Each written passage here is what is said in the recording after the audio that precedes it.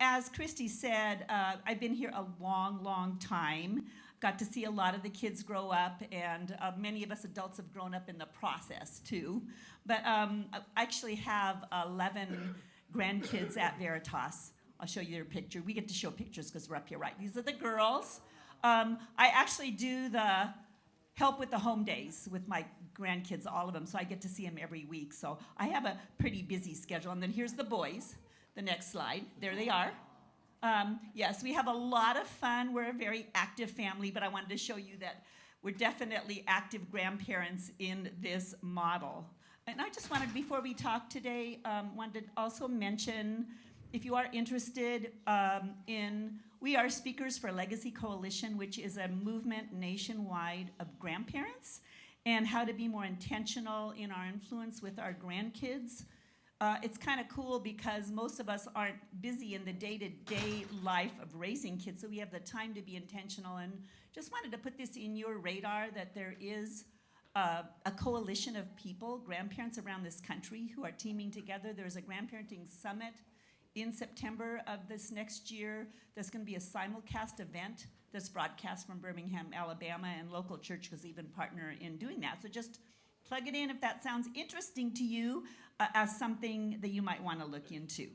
But today we want to talk about how to be intentional in influencing our grandkids through story, okay, through our own personal stories, and why that's important. And it's how we can turn biblical stories from information to wisdom, because it's how the Bible and the things that God has done in your life have impacted your own life. And so, in being a part of a Christian school, I know that our kids hear a lot about Bible stories all the time. They can even maybe understand the grand narrative of the Bible, but do they get how it can impact lives? How it can impact their life? And so when you share what God has done in your life, both the good and the bad, the things that you've learned, that's how you share wisdom, and it's how you move information in this information age so that the Bible isn't just another source of information, but you turn it into wisdom, and it's something that kids are desperate for today. They want to know how they can move from making poor choices to good choices, and how they can move from thoughtless actions to intentionality, and how they can move from immaturity to maturity. And I don't know about you, but for me, a lot of this has come from lessons that I've had to learn the hard way, and I'm still learning.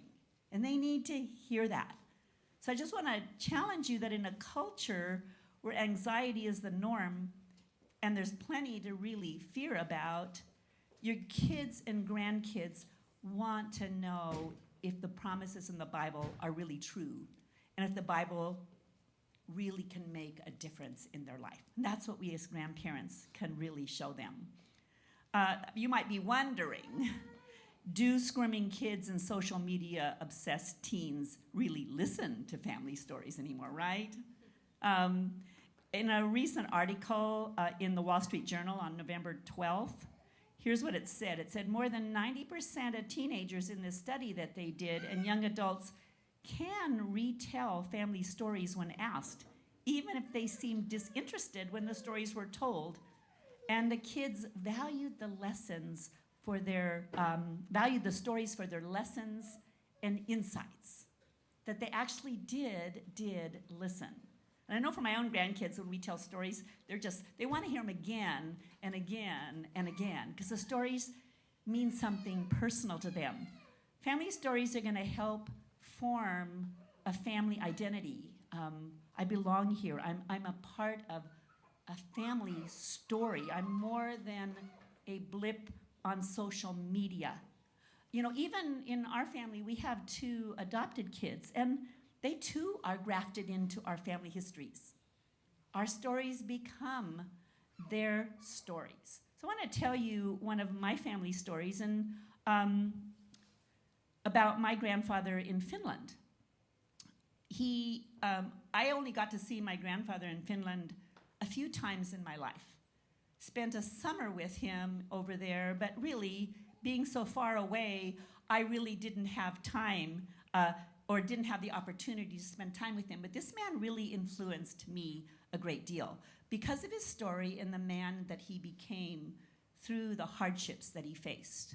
When he was a young father of 3 kids, he had gone from Finland after there was a winter war in Finland that was really bad and it left the country devastated against Russia. And he had gone over to Canada to earn money to bring back for his family.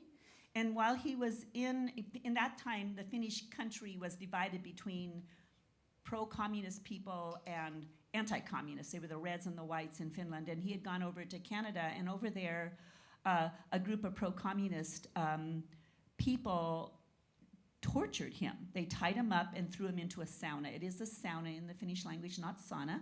And they lit a fire and left him in there to die. And we don't really know if it was real people. He claims angels untied him and gave him out, and he promised to pledge his life to God ever since then. And he did come back to Finland, had a few years where he struggled emotionally and was really troubled because he had been severely beaten and emotionally abused in that time. But out of it became a man who was devoted to faith and devoted to the Lord. And as a young child in Oregon, I remember the letters he would send and the prayers that he would speak in those letters over us. And so to me, I always had this connection with my grandpa in Finland.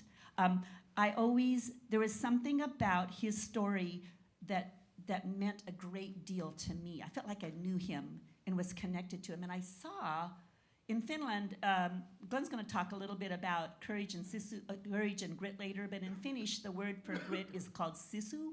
And I saw this grit and this tenacity in my mom and in my aunts and uncles, and I thought about how that had transferred, probably from him and his generation, and I wanted to be defined by that too. So I just want to tell you that your stories matter, whether it's a story that at the time felt negative or simply a family history that's negative and you want to change it.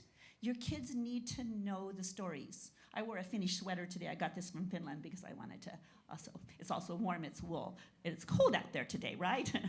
But your stories do matter, and as grandparents, we have that ability to share the things that we have learned in our past. And we all have a story, right?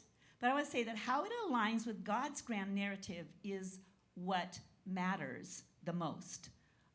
I think of in Luke 17 where the Apostle Paul was speaking to the men of Athens in the, I don't know how you say that, how you say it, Troy, Archibellicus or whatever it was. Anyway, he talked about how we were all made from one blood. We're all related. Every nation of men to dwell on all the face of the earth, and how God determined the pre-appointed times when we would be born and even the boundaries where we would live. And he goes on to say, so that we would seek the Lord in hopes that we might grope for him and find him, even though he is not far away. For in the Lord we live and move and have our being. And my point in all this is that whether it's my grandpa in Finland or my grandkids or you and your families, whatever age we are, wherever we live, God has placed us where we are so we will learn to seek after him and find him, because he is not far from any of us.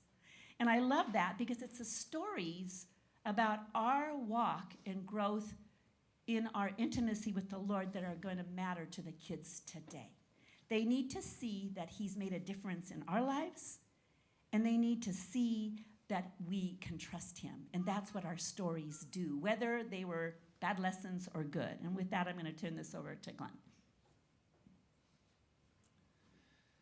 Good morning. Can I share one more thing? I'm supposed to tell you that in the second floor, there's a flash sale of our Paideia shirts for $5 on second floor today. Okay? It is a treat and a privilege to be able to share with you today. My job here at Veritas, where we have our 11 grandkids, I taught math for 42 years and have retired from that. No more paper grading, no more lesson plans. It's wonderful. and I get to do security and that. This morning, our restroom trailer where our 1st through 4th graders use it was frozen. So after I did carpool this morning, I got to go up and try and I'd love to tell you that I worked a miracle and I'm amazing and I'll have a little hot water and it opened up and we were fine. So they do get to use the restroom today after all. One of the things that's neat about the Legacy Coalition is Ellen and I get to travel around the United States. In February, we're going to Columbus, Ohio to do a talk, and so that's fun and exciting. And the reason we get to do that is I got to write a book with my best friend, and I am math teacher, not a writer. So it was a struggle. It is back there. It's called A Spiritual Heritage. And if you want it, we're selling them for $12, or you can go on Amazon and pay $13.99. That's what it was this morning. And these are signed. I like to tell people that way they'll be worth a nickel more at the next garage sale. And so they're available for you back there. We can do cash, check, PayPal, whatever you'd like. But we're excited to share that with you.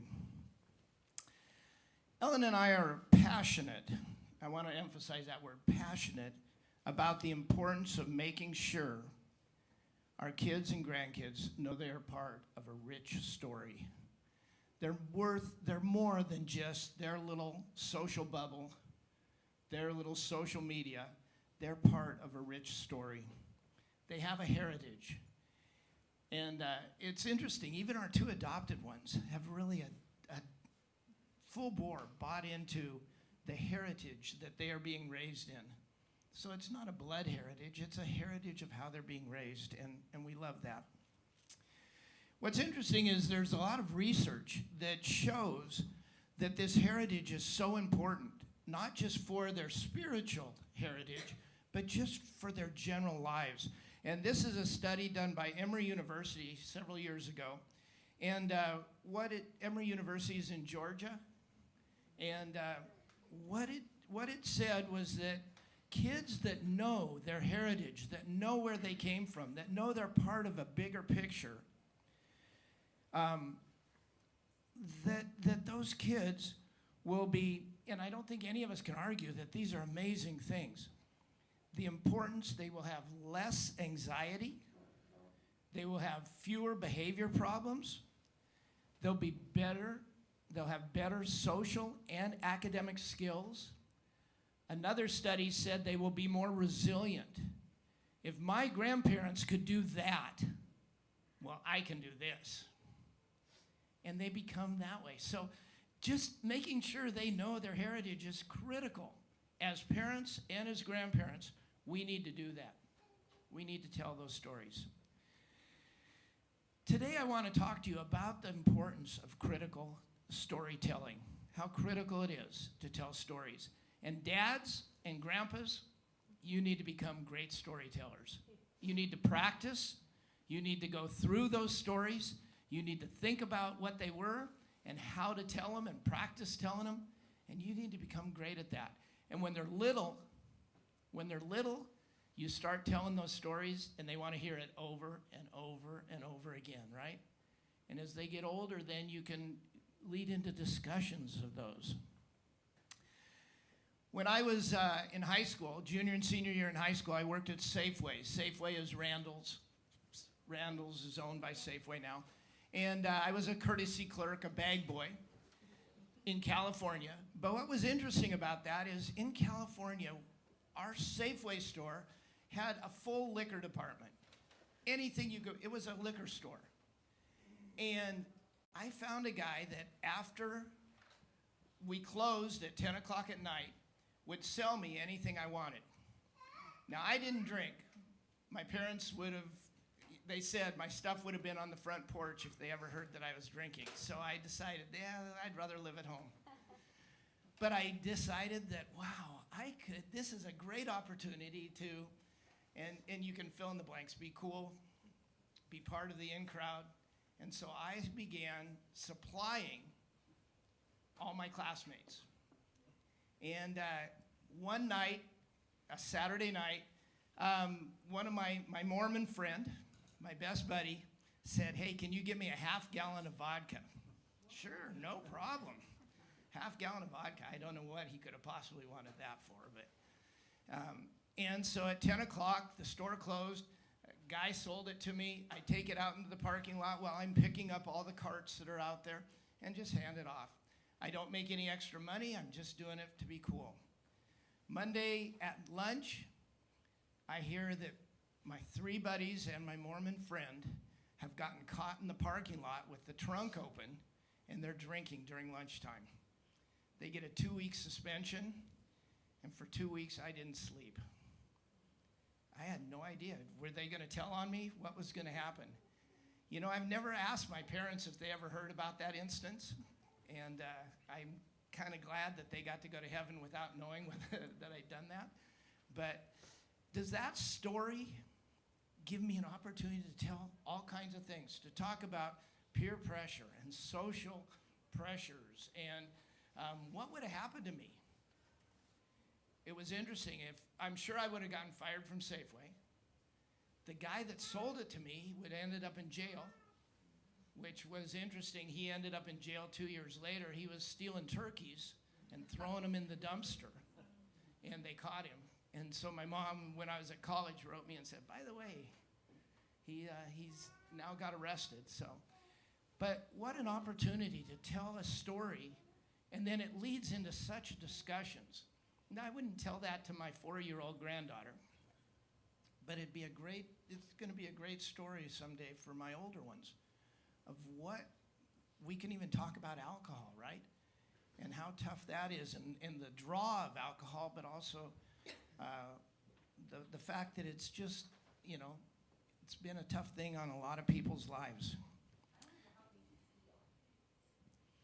Yeah, you know, and the scared, the absolute terror that I felt knowing that not only are my best friends suspended for 2 weeks and in huge trouble, and one of them, actually a couple of them were Mormons, and at that time Mormons were very strict, and so it was a tough one. But also, what if they got in a car wreck? You can bring up all that. Oh. You know what? It's funny. There wasn't a law against drunk driving back then, so I'm thinking that's crazy too, right? All that. But not Yeah. so much the law, is just what if they hurt somebody or themselves. And so there were so many things. But do you see what that story has done? The avenues that it's opened up, and the avenues and the things that can be done. So you've got to tell the good and the bad, right? And let your kids learn from that. So the best stories include life lessons. As you're thinking about stories that you can tell, life lessons, some humor. That one, I don't know a whole lot of funny about it, but some of the stories that I like to tell have humor in them. A set of values and guideposts, descriptions of feelings you experienced and how you coped, and how you resolved negative experiences. So we'd like you right now, I don't know how you're going to pair up if you're here by yourself, but if you're here with a family, why don't you, for about the next 5 minutes, just think through, talk through some of those stories that, you know, we haven't told our kids these. We haven't told our kids about a praying grandfather that just prayed and prayed and prayed. We want you to know these. And so I encourage you right now, 5 minutes, just get together and just visit about that. Okay?